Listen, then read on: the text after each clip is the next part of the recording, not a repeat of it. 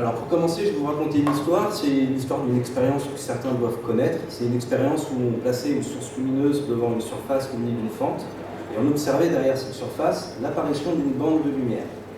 On a fait une deuxième fente sur cette surface, mais au lieu d'obtenir deux bandes de lumière, on a obtenu plusieurs bandes de lumière. Cette expérience s'appelle l'expérience des bandes de Young et elle nous montre que la lumière est une onde et qu'elle est aussi un phénomène captivant. Donc moi je suis Jérémy Caillé, je suis artiste peintre et je viens de Bretagne et je vais vous parler de la lumière tout en sachant que je ne suis ni un technicien ni un spécialiste de la lumière. Je vais vous en parler à travers mon travail et de ce qu'est la vie d'artiste. Donc j'ai un parcours plutôt atypique, mais comme j'aime le dire, pour devenir artiste il n'y a pas de chemin particulier à suivre. La passion, la détermination, la volonté et la créativité sont pour moi les 4 piliers nécessaires pour prétendre à faire ce métier.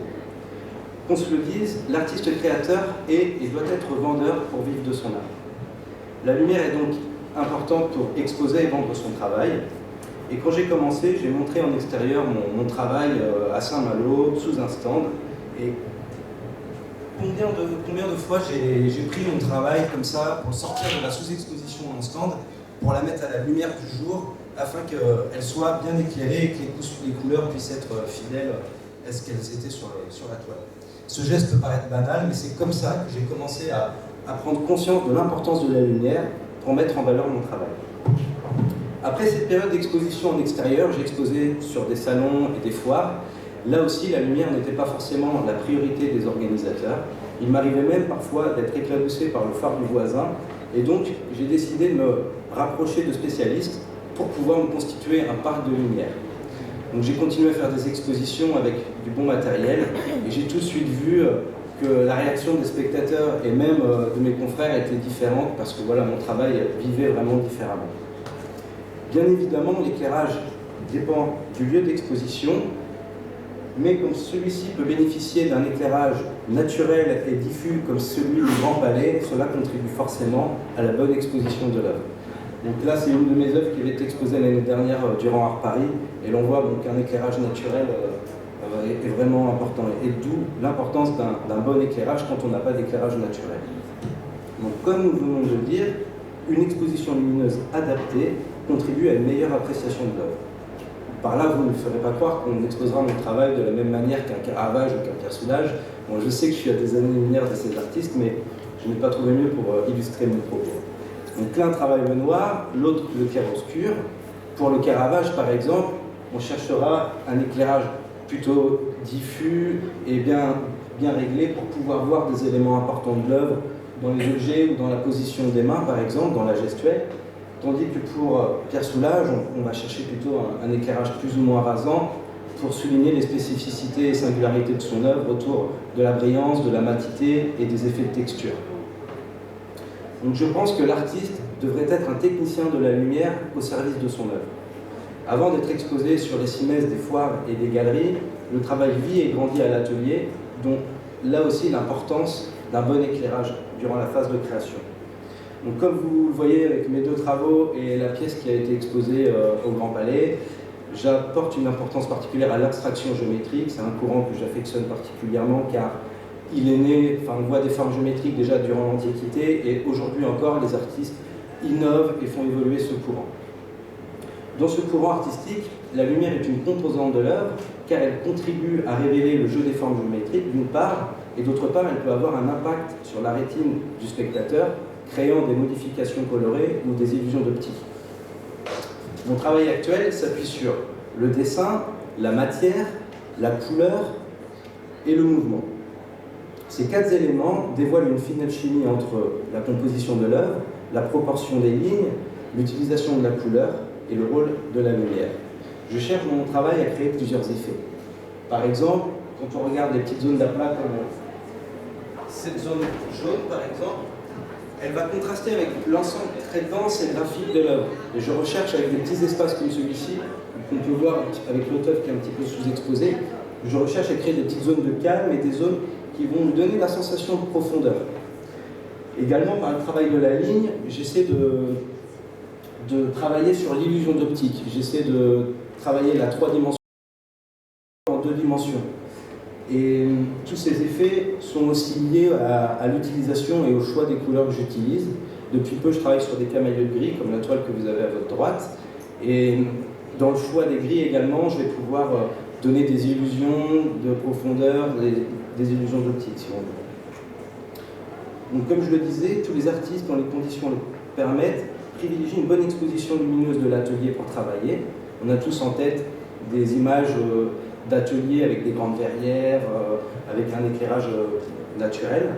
Et pour réaliser mes travaux, je travaille à la fois sur chevalet et à plat. Donc que ce soit à la verticale ou à l'horizontale, il va me falloir un bon éclairage pour ne pas être dérangé par mon ombre portée, par exemple. Également pour choisir mes couleurs, parce que dans les tableaux polychromes, j'utilise plus de 50 nuances. Donc là aussi, un bon éclairage sera nécessaire pour le bon choix des nuances.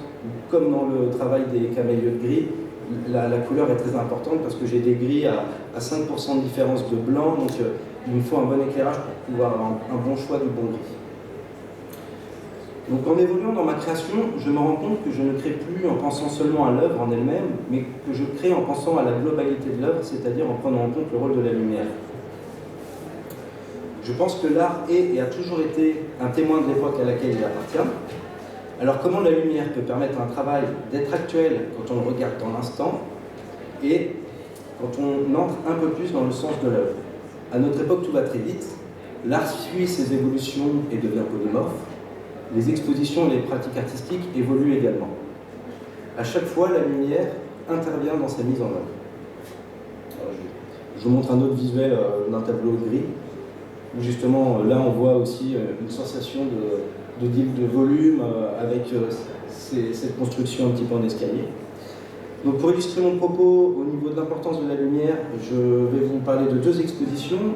La première est une exposition qui a eu lieu en fin d'année, qui était organisée par l'espace Lafayette Drouot, qui s'appelait The World of Banksy. Dans cette exposition, on a voulu créer une certaine rétrospective de l'œuvre de l'artiste. Donc il y avait à la fois des œuvres exposées un peu comme dans un musée, mais ce que les organisateurs ont voulu faire, c'était aussi retranscrire des installations que l'artiste avait fait dans l'espace urbain. Et pour donner cette illusion et pour redonner un petit peu l'atmosphère de la rue, il y a un éclairage qui peut faire penser à un éclairage urbain, avec ces halos qui font penser aussi à l'éclairage de lampadaires, par exemple. L'autre exemple que j'ai pour parler de l'importance de la lumière lors d'une exposition, c'était une œuvre qui est exposée pendant l'exposition au Grand Palais en 2018, qui s'appelait Reflexao, et c'était pendant l'exposition Artistes et robots. Donc là, c'est une œuvre de Raquel Kogan, dans laquelle, dans une pièce noire, on avait des miroirs qui étaient disposés afin de créer une certaine mise en abîme, pour créer un espace infini. Et dans cet espace, on avait une projection lumineuse d'une cascade de chiffres. La lumière ici tente, avec le corps des spectateurs et leur immersion, la lumière crée un jeu d'ombre et de lumière qui se dégageait de l'œuvre. Et donc la lumière fait partie intégrante de l'œuvre aussi. Donc dans mon travail, quand la lumière est bien réglée, il va se passer qu'on va sortir de la frontalité habituelle de l'observation d'un tableau. Par le travail du volume, le public va vouloir se rapprocher, comprendre comment l'œuvre a été faite. Et j'essaie de créer une œuvre dynamique par là, c'est-à-dire que voilà, on va se déplacer, on va regarder l'œuvre sur les angles. Donc, pour mon propos, voilà, je ne peux dire que la lumière est indissociable de l'œuvre car elle la révèle. Là, on ne voit pas assez, mais voilà, sans la lumière, vous n'aurez pas vu que j'utilise le noir le plus noir dans mes tableaux gris.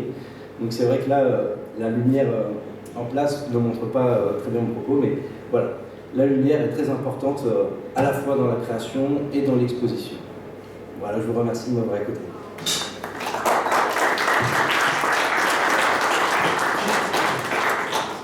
Merci pour votre attention. Donc,